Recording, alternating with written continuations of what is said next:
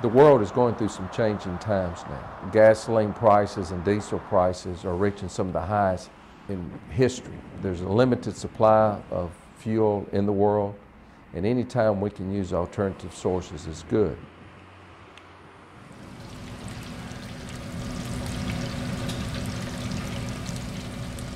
Biodiesel is a homegrown product. It is also a fuel that can be made from waste vegetable oil. Biodiesel can be used in any diesel vehicle. So it's a very easy switch to use biodiesel. It's just the availability at the municipal facilities so the city can use the product. Well, I've known about it for years. I never paid much attention to it. And then in 2006, I was at a conference where Rob McElroy from Daphne, Alabama spoke about what they were doing in their home recycling project, and it just seemed like a real good idea.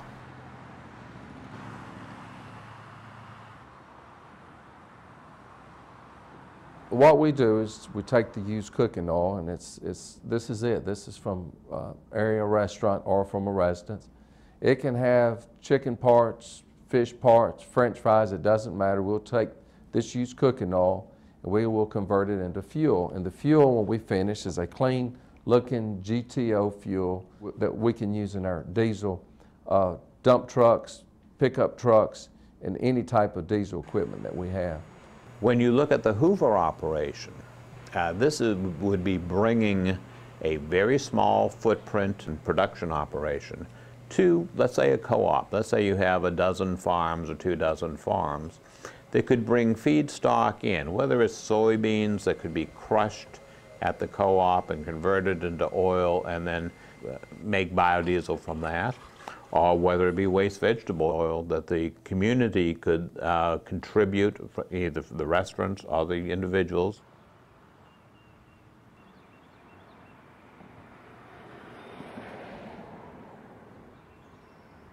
Jones Valley Urban Farm is a nonprofit production organic urban teaching farm. We're located in downtown Birmingham. Everything we do, we think about what's the long-term impact.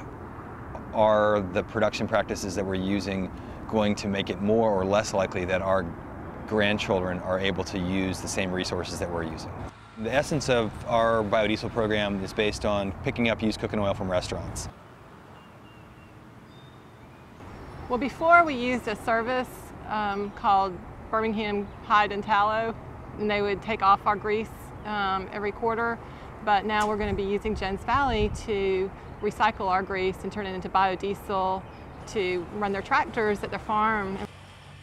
We'll use the tractor to help us grow more of the food that we're going to sell to Rojo. We'll harvest that food, put it into our truck, use the biodiesel in the truck to drive to Rojo, drop off the produce. They'll use that produce in the restaurant and then create lots of cooking oil, and we'll come and pick that up when it's ready and take it back to the farm. So we just have this continuous loop of growing, selling, recycling.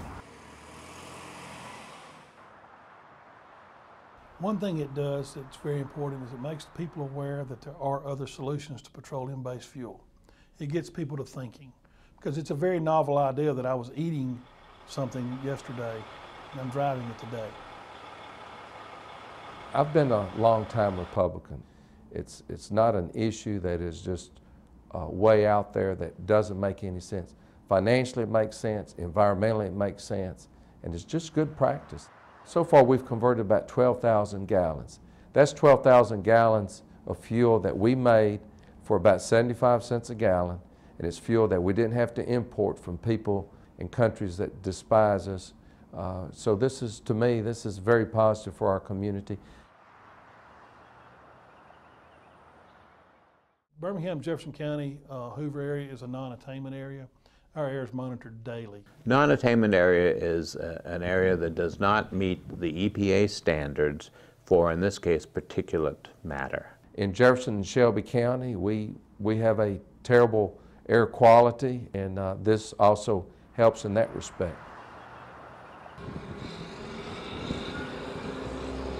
You have your non-attainment days where you can't cut grass.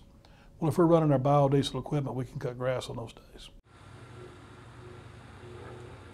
I think it's fantastic for municipalities to encourage their residents to recycle their used cooking oil, but I think that scale gets met pretty quickly.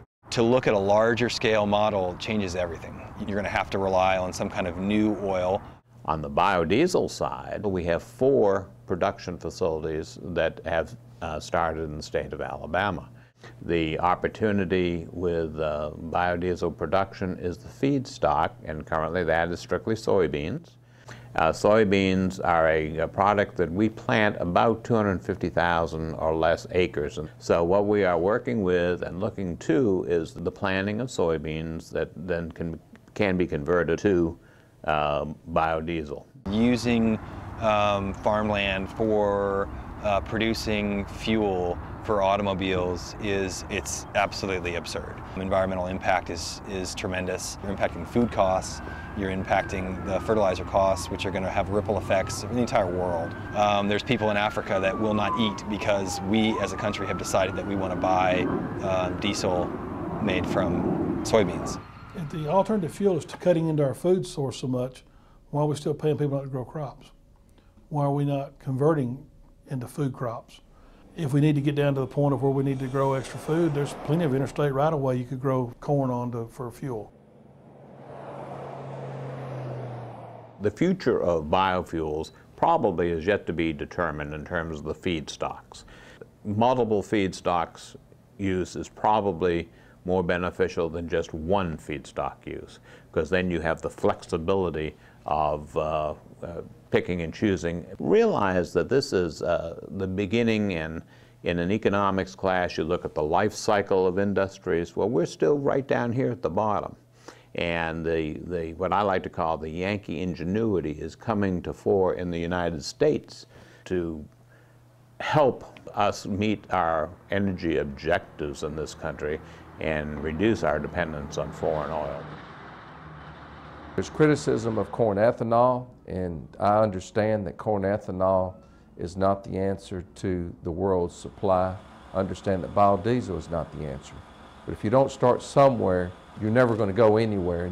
And I'm just so happy that Thomas Edison, when he invented the first working light bulb, that he didn't give up because it was a dim light, it wasn't reliable, there wasn't an electric system out there to power that light bulb, but that he didn't give up. In my opinion, there is no way that America is going to be independent of our fuel needs through the current system of soybeans or corn. Conservation is a much wiser approach, simply limiting the amount of fuel that we use as a society, designing our cities better so that we're not creating gigantic suburban tract homes that need to then have gigantic quantities of fuel to supply the cars, to ship the people into the cities. All would be much wiser for a long-term approach to solving our fuel needs.